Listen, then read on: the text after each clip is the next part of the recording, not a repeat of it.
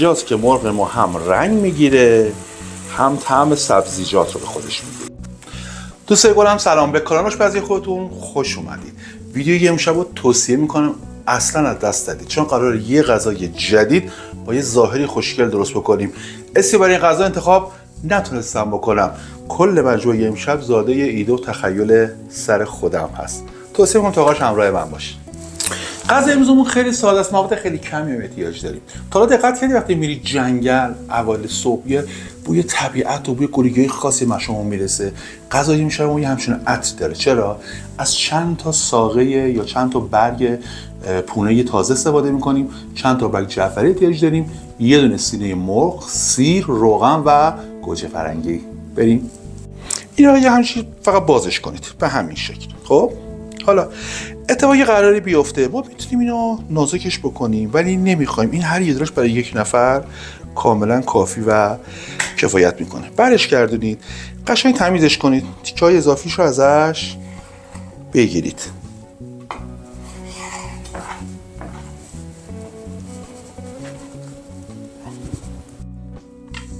یه روش برش خیلی خاص داره که هم توی زیباییش کمک میکنه و هم توی خوب پختن و راحت پخته شدنش. یادتون باشه غذای ما، بشقاب ما باید دیزاین خوشگلی داشته باشه تا مخاطب جذبش بشه.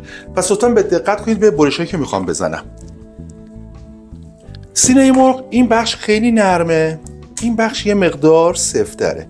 از این بخشی که مقدار سفتره من به این شکل میام برشامو شروع میکنم. ببین به این شکل، بعدی به همین شکل و همینجوری تا آخر. سعی کنید اینو به یه اندازه برش بخورن.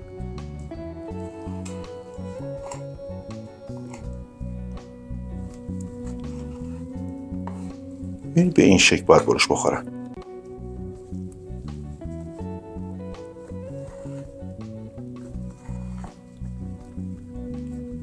این بخش پایین دیگه برش نزنید چون احتمال که پارش بدن خیلی بیشتر هستش. حالا اینو میذارم داخل یه ظرف. بعدی رو هم به همین شکل آمادهش میکنم. برای اینکه مزه‌دارش کنم فقط نمک میزنم، فقط نمک.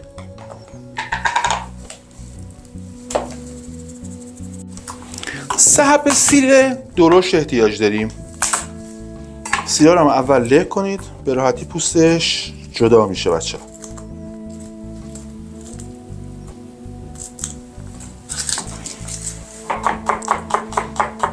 حالا سیرها رو تا اونجا که میتونید ساتوری ریز ریز خورد کنید. بعد با پشت شاقو لهش میکنیم تا حریره سیری به دست بیاریم.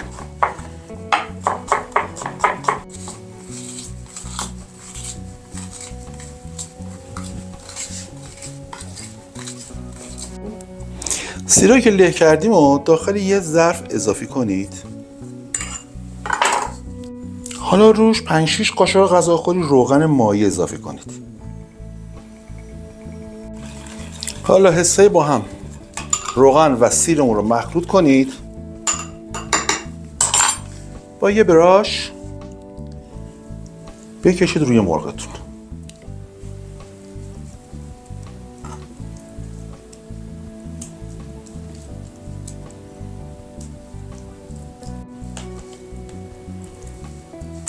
برش کردین هر دو طرف رو.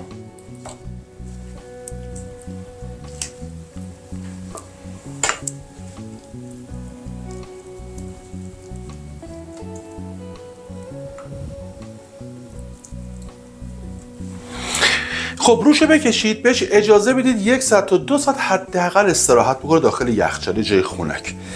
بعد بریم یه سس رومال خیلی خوشمزه داره، اونو درست بکنیم تا این استراحتش رو بکنه. بریم برگردیم. برای سبزی ها گفتم بهتون دوستای گلم حدود 3-4 تا ساقه پونه تازه احتیاج داریم و 4-5 ساقه هم جعفری. اینا رو حسابی با هم دیگه ساتوری ریز ریز خوردشون کنید. حالا سبزی ها داخل همون روغنی که سیر داشت اضافه کنید. حالا سبزی و سیر و روغن رو با هم مخلوط کنید. اگه روغنش کمه یکم بهش روغن اضافه کنید که کاملا با هم دیگه مخلوط بشن. من یک کم روغن اضافه میکنم.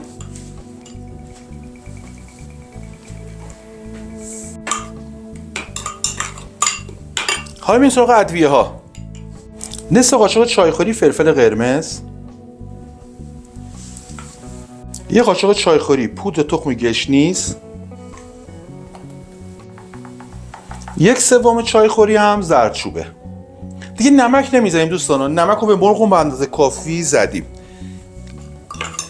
اگر به مرغتون نمک نزده بودید توی این مرحله به این نمک هم اضافه میکنید، ولی ما زدیم بهش نمک رو. توی این مرحله یه تابه چدنی، تابه تفلون، تابه نچسب، هر چیزی که این گوش بهش نچسبه رو بذارید روی شعله کاملا داغ بشه. اجازه بدید کاملا داغ بشه. روغن اصلا بهش نزنید دیگه، چون روغن بعد کافی خودش داره. وقتی که میخواید این مرغا رو داخل بذارید، اول چند دقیقه رو هوا نگهش دارید. دیگه چند دقیقه که میگم چند لحظه منظورمه. با دستتون تا اونجا که میتونید سیرای روش رو از روش بردارید، چون سریع میسوزه سیرش. تمیزش بکنید و بعد منتقل کنید به تابه‌ای که کاملا داغ شده باشه. از این سمتی که سفت‌تر هستش من اول این سمت میذارم.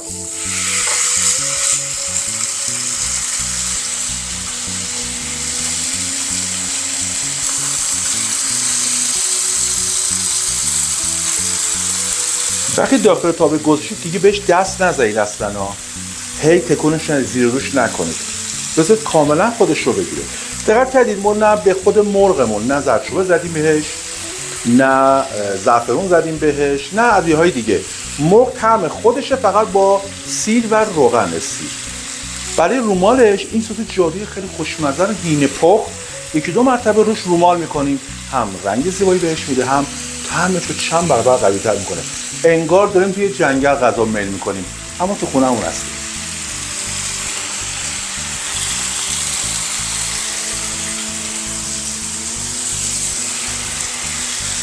هرچند که گوجه که بخواید درسته، اصلا پوستش نگیره، همونجور درسته بذارید یه گوشه کناری برای خودش آروم آروم بپزه.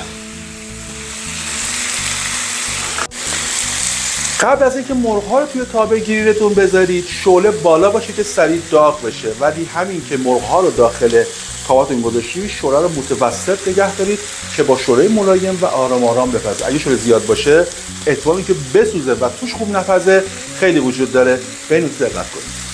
حالا 2 دقیقه که گذشت من مرغ‌ها رو برمیگردونم، این سمتش رو میذارم.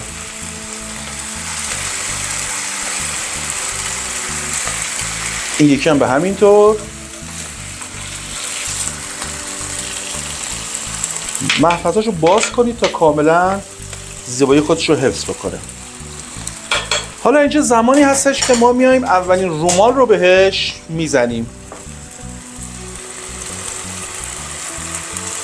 اینجاست که مرغ ما هم رنگ میگیره، هم طعم سبزیجات رو به خودش میگیره.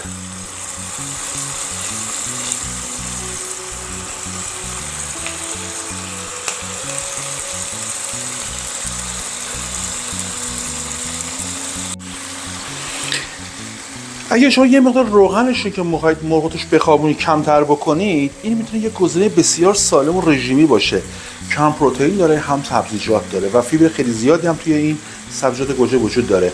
پس گزینه مناسبی برای دوستای ورزشکارمون، کسایی که رژیم دارن و دوستانی که میخوان غذای سالم بخورن.